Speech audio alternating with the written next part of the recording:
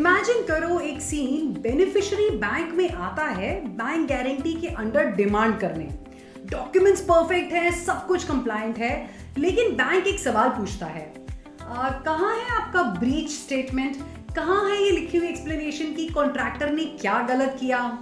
Beneficiary के पास कोई जवाब नहीं। डिमांड फेल हो जाती है फ्रेंड्स। डॉक्यूमेंट्स गलत नहीं थे, लेकिन एक जरूरी पीस मिसिंग था। यही आर्टिकल 15 है फ्रेंड्स, और इंटरनेशनल ट्रेड में एक मिसिंग डॉक्यूमेंट आपको मिलियंस दे सकता है। रवनीत नॉलेज बाइट्स के यूट्यूब चैनल में वापस आपका स्वागत है। आप देख रहे हैं हिंदी ट्रेड बाइट्स प्लेलिस्ट में URDG 758 का आपका article by article series, ICC के uniform rules for demand guarantees. मैं हूं रवनीत, और अगर आप पहली बार ज्वाइन कर रहे हैं तो प्लीज अभी के अभी रवनीत नॉलेज बाइट्स के यूट्यूब चैनल पे सब्सक्राइब करें और एक्सप्लोर करें हिंदी ट्रेड बाइट्स प्लेलिस्ट। सारे मेरे पहले जो एपिसोड्स हैं वहां आपका इंतजार कर रहे हैं। आज हम हैं आर्टिकल 15 पे, रिक्वायरमेंट्स फॉर डिमांड, और ये आर्टिकल एक इंटरसेक्शन पे टिका है। दोनों तरफ एज एन एप्लीकेंट और बेनिफिशियरी के बीच की फोर्सेस जो एक दूसरे के अगेंस्ट काम करती हैं। आर्टिकल 15 एक कोर रूल एस्टैब्लिश करता है, हर डिमांड में दो चीजें होनी चाहिए। पहली, जो डॉक्यूमेंट्स गारंटी स्पेसिफिकली रिक्वायर करती है, और दूसरी बेनिफिशियरी का एक साइन स्टेटमेंट जो एग्जैक्टली एक्सप्लेन करे कि कैसे और किस तरह एप्लीकेंट ने अपनी ऑब्लिगेशंस ब्रीच की हैं।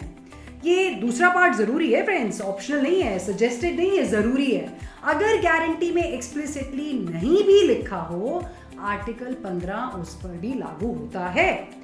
चलिए इसे हम राहुल की स्टोरी से देखते हैं। अगर आप नए व्यूअर हैं तो मैं आपको बता देती हूँ कि मैंने पूरी सीरीज में एक हाइपोथेटिकल एग्जांपल लिया है। Mister Rahul build right constructions के ओनर हैं, जो कि मुंबई बेस्ड कंपनी इंडिया में है, और उन्होंने UAE गवर्नमेंट अथॉरिटी के साथ UAE में एक कंस्ट्रक्शन कॉन्ट्रैक्ट अंडरटेक किया है। और हमने ये भी अज्यूम किया है कि axis bank India build right constructions का बैंकर है, और उन्होंने इस प्रोजेक्ट के लिए UAE अथॉरिटी की गवर्नमेंट में एक परफॉर्मेंस गारंटी इशू की है। अब UAE अथॉरिटी को लगता है कि बिल्ड राइट ने अपनी ऑब्लिगेशंस डिफॉल्ट कर दी हैं, सोच या प्लान के मुताबिक काम ठीक नहीं किया, तो अब UAE अथॉरिटी गारंटी पे डिमांड करने के लिए तैयार है। उन्हें क्या प्रेजेंट करना होगा? गारंटी के अंदर जो डॉक्यूमेंट स्पेसिफाई हैं वो तो उन्हें देने ही है, जैसे कि प्रोग्रेस सर्टिफिकेट या साइट इंस्पेक्शन रिपोर्ट या जो गारंटी टेक्स्ट में लिखा है।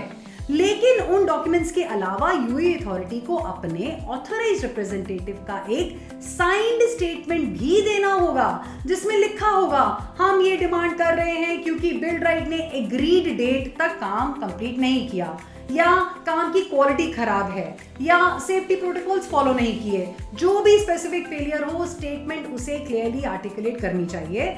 बेनिफिशियरी सिर्फ पेमेंट डिमांड नहीं कर सकता बिना इसके।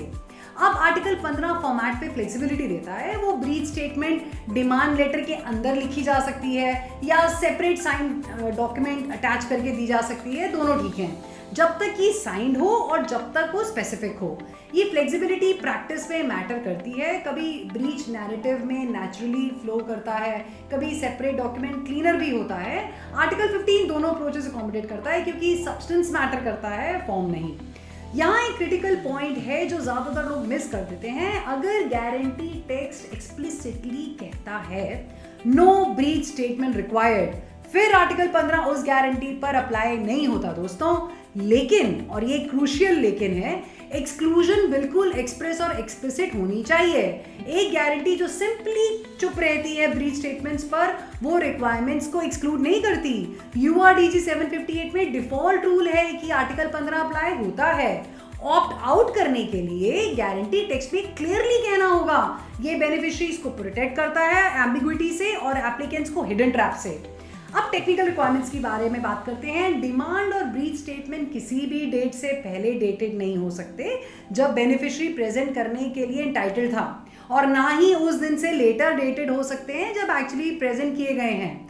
ये रूल्स फ्रॉड प्रिवेंट करते हैं, ये स्टॉप करते हैं बेनिफिशियरी को बैक डेटिंग डॉक्यूमेंट डिमांड में, ताकि डेडलाइंस कंप्लाई, उनको लगता हो कि कंप्लाई की जा रही हैं, या फेक डॉक्यूमेंट्स क्रिएट करने के लिए डेट्स ऑनेस्ट होनी चाहिए। तो अब सवाल उठता है कि आखिर ये रिक्वायरमेंट्स क्यों एग्जिस्ट करती हैं? हमने आर्टिकल 6 में एस्टैब्लिश किया था कि बैंक्स तो सिर्फ डॉक्यूमेंट्स एग्जामिन करते हैं, फैक्ट्स नहीं। बैंक इन्वेस्टिगेशन नहीं करता कि काम एक्चुअली हुआ या नहीं हुआ, बैंक साइट विजिट नहीं करता, बैंक कमर्शियल रियलिटी जज नहीं करता। तो फिर ये स्टेटमेंट क्यों जरूरी है? जवाब है बैलेंस। जी हाँ दोस्तों, बैलेंस की बात है। अगर बैंक इंडिपेंडेंट है और डॉक्यूमेंट फोकस्ड है, लेकिन बेनिफिशियरी के पास अनलिमिटेड पावर नहीं हो सकती ना कि वो गारंटी को जब मर्जी कॉल करने के लिए रेडी हो जाए। अकाउंटेबिलिटी होनी चाहिए। आर्टिकल 15 उस अकाउंटेबिलिटी को क्रिएट करता है जिससे कि बेनिफिशियरी को फॉर्मली ब्रीच डिक्लेयर करना पड़ता है। वो एम्बिग्विटी में हाइड नहीं कर सकता, वो साइलेंट क्लेम नहीं कर सकता, उन्हें स्पेसिफिकली आर्टिकुलेट करना पड़ता है कि भाई गलत क्या हुआ। ये मल्टीपल पर्पसेस सर्व करता है फ्रेंड्स। ये बेनिफिशियरी को फोर्स करता है अपने क्लेम को थिंक थ्रू करने के लिए, प्रेजेंट करने से पहले।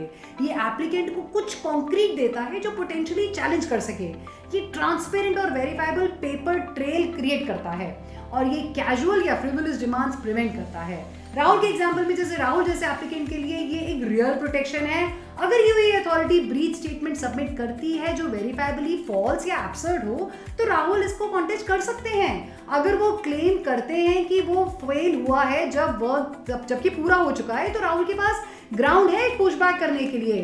बैंक डॉक्यूमेंट कंप्लायंस पर पे करता है, लेकिन राहुल क्लियरली डिसऑनेस्ट क्लेम्स के अगेंस्ट डिफेंसलेस नहीं है। आर्टिकल 15 एप्लीकेंट्स को फ्रॉडुलेंट या बेसलेस डिमांड से प्रोटेक्ट करता है जब गारंटीज की इंडिपेंडेंस मेंटेनेंस रखते हैं। ये इंश्योर करता है कि बेनिफिशियरीज ब्लाइंड क्लेम नहीं कर सकते, उन्हें स्पेसिफिकली आर्टिकुलेट करना पड़ता है कि क्या गलत हुआ। यही था article 15 requirements for demand unpacked. अगर ये सीरीज आपकी ट्रेड फाइनेंस नॉलेज में वैल्यू ऐड कर रही है दोस्तों, तो प्लीज ये वीडियो को लाइक करिए। मेरे YouTube channel Ravneet knowledge bytes को जरूर सब्सक्राइब करिए। वहां पर मेरी ये URDG 758 की आर्टिकल बाय आर्टिकल सीरीज चलती जा रही है और अभी तो हमने शुरुआत ही की है। मिलते हैं अगली बार। धन्यवाद। Thank you.